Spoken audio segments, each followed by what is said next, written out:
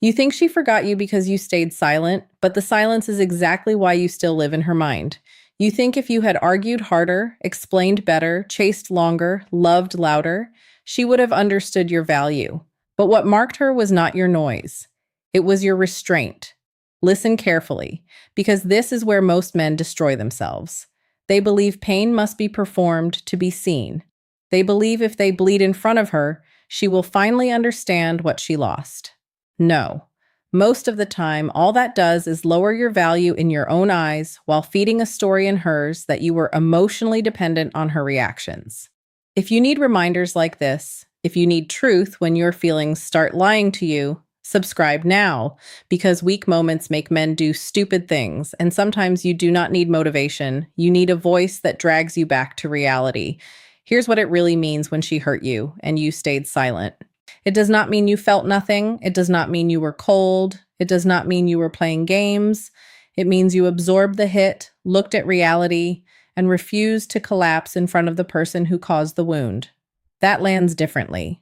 That stays with her, because the world is full of men who react, full of men who beg, accuse, plead, explain, stalk, post, drink text, call late at night, and hand over their center the second their emotions get tested. But when you did not do that, when you did not turn into a performance of pain, you forced her to sit with something unfamiliar, consequence, mystery, weight. Now be honest, part of you still thinks silence was weakness. Part of you thinks maybe you should have said more, fought more, defended yourself more, proved more. That is the misconception. The misconception is that emotional intensity equals emotional impact. It does not. Sometimes the deepest impact is made by the man who does not interrupt his dignity just to satisfy his urge for immediate relief. You wanted to speak. You wanted to say everything. You wanted to make sure she knew exactly how badly she cut you, but you did not. That matters. Why? Because silence, when it comes from self-respect, is not absence. It is presence without begging. It is pain without theater. It is clarity without chaos. That's called emotional command. And most people have never experienced it because most people are ruled by the impulse of the moment. You need to understand female psychology here without turning it into manipulation, because this is not about controlling her. This is about seeing clearly. When a woman hurts a man and he instantly spirals, a part of her stops seeing him as grounded, not because he is not allowed to feel, but because he has made her the center of his regulation. He is no longer standing on his own frame, he is leaning. And the second a man leans too hard, attraction gets replaced by management. She starts feeling his dependence instead of his depth. She starts feeling his need instead of his strength. She may still care, she may still feel guilty, she may still be emotional, but she no longer feels the same respect. Now look at the contrast. When she hurts you and you do not explode, do not beg, do not rush to negotiate your worth, something else happens. She cannot place you in the usual category. You are hurt, but you are not chaotic. You are disappointed, but you are not desperate. You are affected, but you are not falling apart in her hands.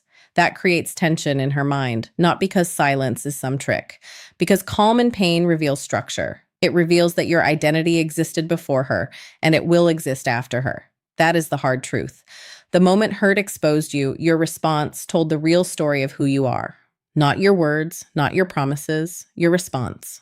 And that is why this matters so much. A lot of men think the breakup, the betrayal, the disrespect, the coldness, the emotional withdrawal, the mixed signals, the replacement, the dismissal, that those things are the event. They are not the event, they are the test. The event is who you become in response. That is where your life changes or collapses.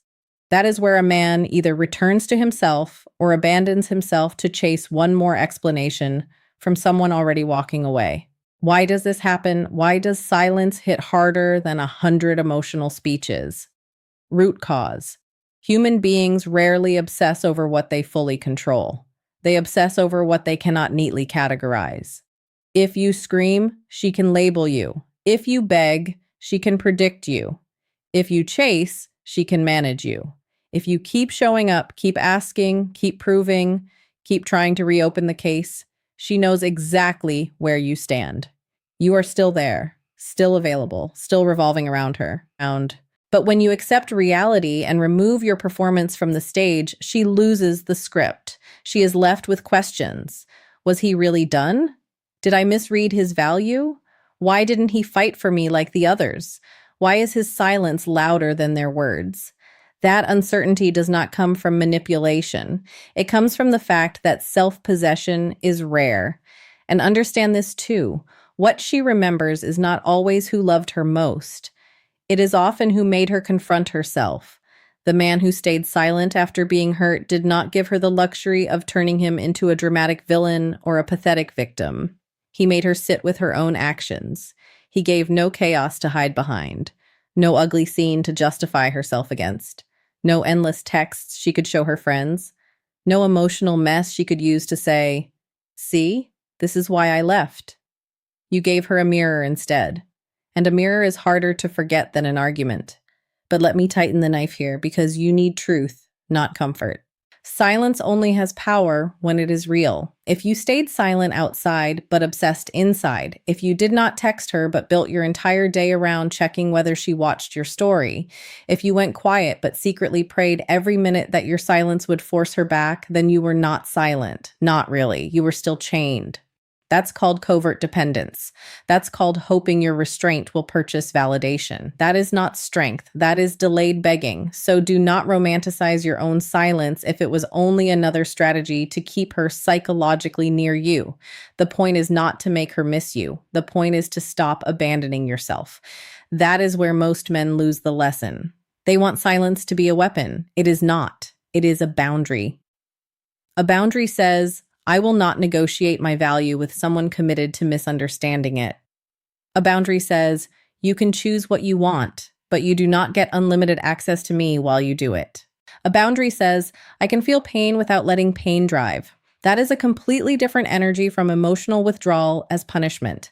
One is self-respect, the other is performance, and the cost of not learning this is brutal. You chase closure from the person who created the confusion. You ask for honesty from someone who already benefited from your blindness. You keep reopening the wound to prove you are a good man. You keep sending paragraphs. You keep replaying the last conversation. You keep trying to fix what your gut already knows is broken. You stop training. You stop focusing. You stop sleeping. You stop building.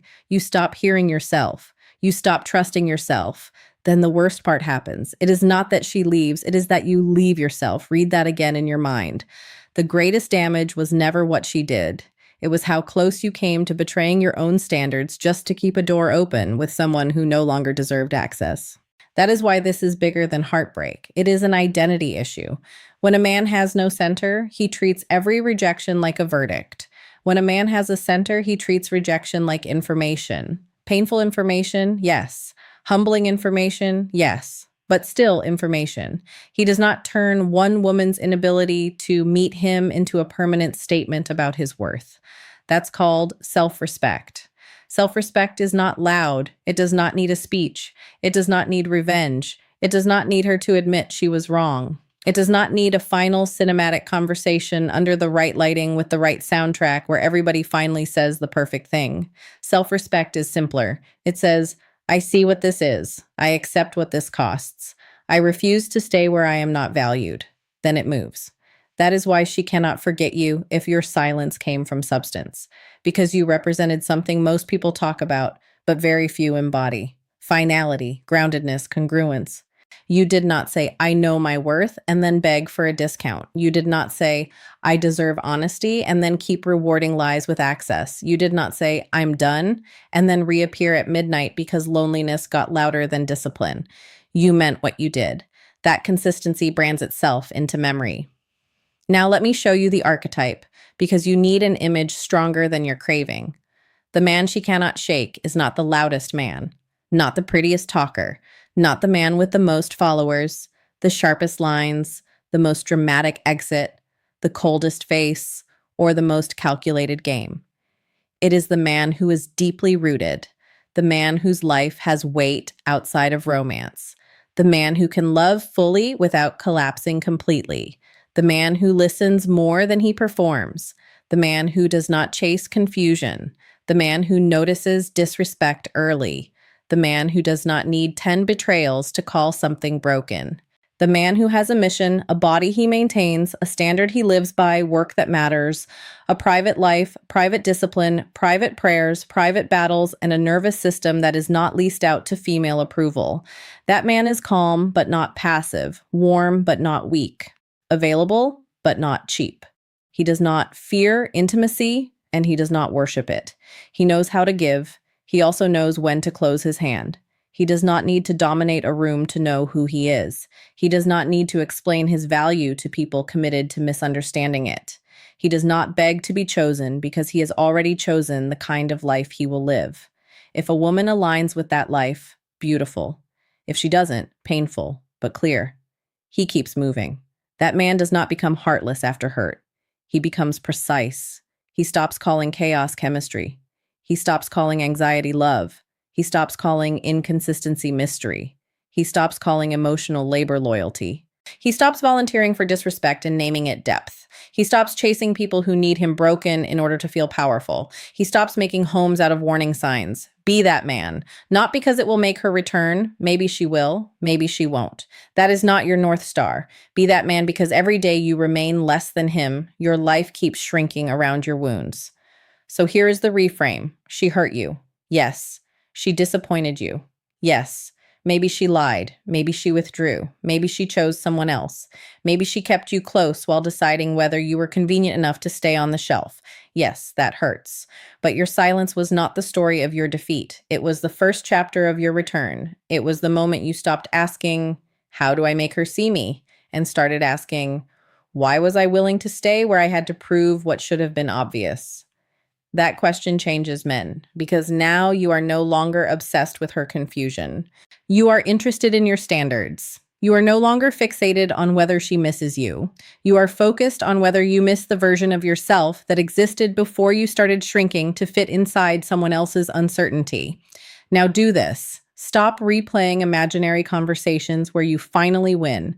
Stop checking her page for emotional evidence. Stop telling yourself that one more message will bring clarity. Stop using her memory as your morning routine. Redirect that energy immediately. Train your body until your thoughts lose some of their poison. Work until your attention learns structure again. Sit alone without music, without distraction, without fantasy, and let the truth rise. Write down exactly what happened, exactly what you tolerated, exactly where you betrayed your own instincts. Not the romantic version, the real version. Then read it until your emotions stop editing the facts. Next, rebuild your standards in action, not in slogans. If someone is inconsistent, believe the pattern. If someone only values you when they fear losing you, do not call that love. If you have to disappear to be appreciated, the appreciation is already contaminated. If she only reaches for you when her other options disappoint her, that is not connection. That's convenience. Label things correctly. Your life improves the moment your language gets honest. Then tighten your environment. Remove the songs that keep you addicted to the wound. Remove the conversations that glorify chasing. Remove the friends who encourage you to just hit her one more time because they are as undisciplined as you are trying not to be. Guard your inputs. A fractured man consumes chaos because it matches his state. A rebuilding man becomes selective because he knows attention is fuel. Then raise your rhythm. Wake up on time. Eat like you respect your future. Lift, walk, read, build something, learn something, finish tasks. Keep promises to yourself so your nervous system relearns what trust feels like. Every time you keep a promise to yourself, you reclaim territory. Every time you break one, you teach yourself that your own word means nothing. And if your own word means nothing to you, why are you surprised when someone else treats you cheaply? Then practice the hardest part. Let her be wrong about you. Let people misunderstand your silence. Let them think you did not care enough. Let them tell themselves whatever story protects their ego. You do not need to enter every courtroom where your name is mentioned. You do not need to defend yourself to people who benefited from your lack of boundaries. Let them talk. Let them guess. Let them rewrite. Your job is not to manage their narrative. Your job is to live so solidly that the truth no longer needs a spokesman. That's called freedom. And yes, there will be nights when it hits you again. Nights when memory softens the edges and makes her seem safer than she was. Nights when loneliness puts makeup on disrespect and calls it love. Nights when your pride cracks and you want to reach out just to feel human again. In those moments, remember this: the urge to reconnect is not always a sign of love. Often, it is just withdrawal from a pattern. Do not confuse emotional detox with destiny. Do not confuse missing her with needing her. Do not confuse familiarity with alignment. You are not healing when you can finally talk to her without shaking. You are healing when her presence is no longer required for your peace. You are healing when silence no longer feels like a tactic, but like truth. You are healing when your day is built on purpose, not possibility. You are healing when you stop asking whether she regrets losing you and start making sure you never again lose yourself the same way. Because the deepest revenge is not making her jealous. The deepest revenge is becoming uninterested in revenge. The deepest power is not forcing her to remember you. It is becoming so aligned that whether she remembers you changes nothing about how you move. And here's the part you need to hear if you still love her. Loving someone does not obligate you to remain available to their confusion. Missing someone does not mean they are good for you. Being able to see her pain does not require you to volunteer for more of it. Compassion without boundaries is self-abandonment. That's called emotional self-betrayal. And too many men call it loyalty because they are afraid that standards will make them lonely. Standards will make you lonely for a season, but lack of standards will make you miserable for years. Choose your pain: temporary emptiness or permanent erosion, short-term grief or long-term disrespect, silence that rebuilds you or noise that keeps humiliating you. Choose carefully because one path hurts clean and the other hurts dirty. You need to stop asking, "What did my silence do to her?" and ask, "What is my silence supposed to do for me?" It is supposed to create space, space to see clearly, space to grieve honestly, space to remember who you were before your attention became a hostage situation, space to build a life so internally anchored that love becomes a gift you share, not a drug you need. That is the man you are becoming. A man whose presence means something because it is not desperate. A man whose words mean something because he does not waste them. A man whose boundaries mean something because he enforces them. A man whose love means something because it is offered from fullness, not fear. A man whose silence means something because it is backed by reality. And once you become that man, something changes forever. You stop trying to be unforgettable to women who could not recognize substance without drama. You stop auditioning. You stop contorting. You stop negotiating against your own soul. You stop asking for crumbs with the appetite of a king. You stop making exceptions that slowly become your identity. You become simple, clear, grounded, hard to move, harder to replace. Not because you are perfect, because you are real. So if she hurt you and you stayed silent, do not mistake that moment for weakness. If it came from truth, it was strength under pressure. It was discipline in pain. It was dignity refusing to beg. It was your spirit saying, "I will not chase what wounds me and call it love." Hold on to that. Build from that. Become more from that. You do not need to become colder. You need to become clearer. You do not need to punish women. You need to stop punishing yourself through tolerance. You do not need better lines. You need better standards. You do not need one specific person to come back and validate your worth. You need to live in a way that makes your worth impossible for you to forget. That is the shift. That is the return. That is the work. And when you fully understand it, you will stop staring at the closed door, because you will realize something bigger than the door has been waiting on the other side of your discipline. Your name, your frame, your peace, your purpose, your self-respect. You are not the abandoned one. You are not the rejected one. You are not the man who was not enough. You are the man who finally saw that begging for clarity from confusion is a dead end. You are the man who finally understood that silence is powerful only when it is paired with self-reclamation. You are the man who can feel deeply without folding cheaply. You are the man who can lose someone and still keep himself. And that is why, in the end, you are the answer. If you want more truth like this, more clarity when emotion tries to make you crawl back into what broke you, subscribe. Not for entertainment, for correction, for reminders, for the kind of language that helps you stand up straight again when your mind gets weak. And if you are building that stronger identity now, stay close. You belong among men who choose truth over comfort and self-respect over emotional slavery.